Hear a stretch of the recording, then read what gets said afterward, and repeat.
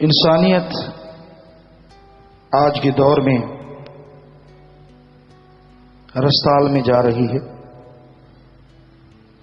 धरातल में जा रही है, बिल्कुल गिरती जा रही है। पर यह नहीं है कि इंसानियत के पुजारी नहीं है। संसार में किसी भी चीज का बीज कभी खत्म होता नहीं।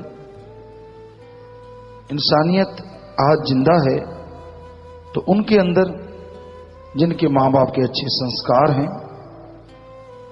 या कोई अपने पीर फकीर की बात को मानता है। गुरु को मानने वाले ज्यादा होते हैं, गुरु की बात मानने वाले बहुत कम होते हैं। जो दोनों को मानते हैं वही इंसानियत का जो मसाल है उसको जला के रखते हैं।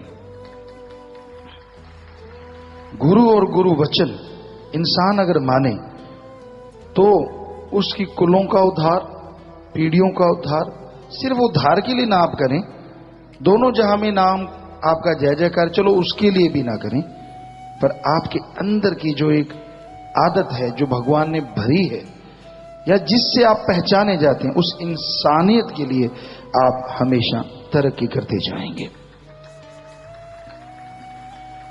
तो गुरु क्या कहता है? वो ये नहीं कहता आजा मेरे पांव दबा, ये नहीं कहता कि मेरे लिए कपड़े क्यों नहीं लेके आया, मैं शराफ दे दूंगा। वो ये नहीं कहता कि मेरे लिए गाड़ी मोटर क्यों नहीं लेके आया। वो ये नहीं कहता कि मेरे लिए दूध दही क्यों नहीं लेके आया। वो गुरु सच्चा क्या कहता है? तूने राम का नाम क्यों नहीं जपा? क्यों क्यों कहता है?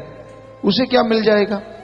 क्योंकि गुरु जानता है, एक मैकेनिक जानता है गाड़ी ऐसा चलेगी, इसमें ये पुर्जे हैं, ऐसा मोबाइल आप ऑयल डालोगे, दूसरा ऑयल डालोगे, ये रिपेयर करना होगा, ये फिल्टर चेंज करना होगा। वैसे ही गुरु मैकेनिक है भगवान के हुक्म से इंसान का। उसे मालूम है कि अगर ये सुमरन नहीं करेगा तो इसका आत्मविश्वास नहीं बढ़ेगा, और आत्मविश्वास नहीं बढ़ेगा तो ये इंसान किसी भी काम में तरक्की कभी हासिल नहीं करेगा। तो आत्मबल, विल पावर अति जरूरी है। कहते हैं ना, किसी के थोड़ा सा कांटा भी लग जाए चीखे मारते हैं, और किसी के छाती का जख्म भी हो पता ही नहीं होता कि छाती का जख्म भी है। तो विल पावर का आना अति जरूरी है। इसलिए गुरु पूछता है सुमरण क्यों नहीं किया भाई, राम नाम क्यों नहीं जपता? उससे ही विल पावर आएगा। नासा साइंस के अंदर भी अब तो 99% भगवान को मान चुके हैं। उनकी नई रिसर्च आ रही है, नई बहुत सारे साइंटिस्ट ये चीजें मानने लगे हैं कि हाँ भगवान नाम की कोई ताकत है। 99 मतलब 100 ही हो गया। 1% का मतलब कुछ होंगे सिरफिरे, वो तो अनपढ़ भी नहीं मानते सिरफिरे होते हैं। साइंटिस्ट की क्या बात, वो भी नहीं मानते कि भगवान है ही नहीं, परमात्मा है ही नहीं। जबकि साइंटिस्ट जब ये मान लें, इसका मतलब बुद्धिजीवियों को ये मान लेना चाहिए कि पावर है, सुप्रीम पावर, पावर हाउस है, और वो सुप्रीम पावर किसी का बुरा करने के लिए नहीं है। अब लाइट आई है किसी का बुरा करने के लिए तो नहीं है। कोई धक्के से प्लग में उंगलियां डाल दे, नंगी तार को पकड़ ले, तो ये लाइट का क्या दोष? तो सुप्रीम पावर तो वो भी नहीं करता। कोई धक्के से उसको पकड़ ले तो भी भला करेगा, कोई पकड़े तो सही। तो वो सुप्रीम पावर भगवान, अल्लाह, गॉड, खुदा, राम, ईश्वर, वो ऐसी शक्ति है, ऐसी ताकत है जो इंसान के हौसलों को बुलंद करती है, बीमारी का एहसास नहीं होने देती। एक होता है कि जरा सी बीमारी हुई चारपाई पे लेट के, एक होता बड़ी बीमारी, क्या है, कुछ नहीं, परवाही कोई नहीं। तो वाकई माइंड ने ये सोच लिया, डॉक्टर मानते हैं, मनोवैज्ञानिक, कि जब आदमी ये मान लेता कुछ भी नहीं, तो समझ लो 70-80% कुछ भी नहीं, और रह गया 15-20%, थोड़ा ट्रीटमेंट करवा लो उससे ठीक हो जाता है। पर एक ने ये मान लो मर गए, अच्छा अब नहीं उठ सकते। माइंड ने मान लिया 80% नहीं उठ सकते, दवाइयां क्या काम करेंगी। तो ये है विल पावर। आपके अंदर विल पावर होनी चाहिए। काम कैसे नहीं हो सकता? जो दूसरे तरक्की कर रहे हैं वो कैसे करें? वो आसमान से टपके हैं क्या? आप भी काम में तरक्की कर सकते हैं। भाग्यशाली आप नहीं है, अनलक्की आप नहीं है, आपकी सोच है। इसको बदलना जरूरी है, और ये बदलेगी सुमरन के द्वारा। कहते ना मोहम्मद गोरी था या कौन था, उसने देखा कि 16-17 बार हार गया, चींटी को चढ़ते हुए देखा और वो 17 बार गिरी और 18वें बार चढ़ गई। कि लगा ये छोटा सा जीव मेरे से तो ताकतवर है, मुझे शर्म आनी चाहिए, लानत आनी चाहिए। ये फिर भी चढ़ गई और मैं आराम से बैठ गया कि नहीं मैं नहीं जीत सकता, तो अगली बार वो भी जीत गया, यानी कॉन्फिडेंस लेवल हाई हो गया।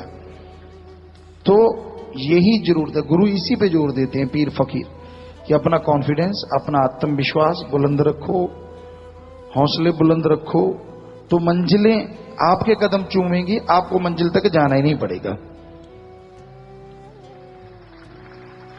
हौसले बुलंद होंगे सुमरन से, परमार्थ से, परहित यानी अपने शरीर को छोड़ के दूसरों का भला करना।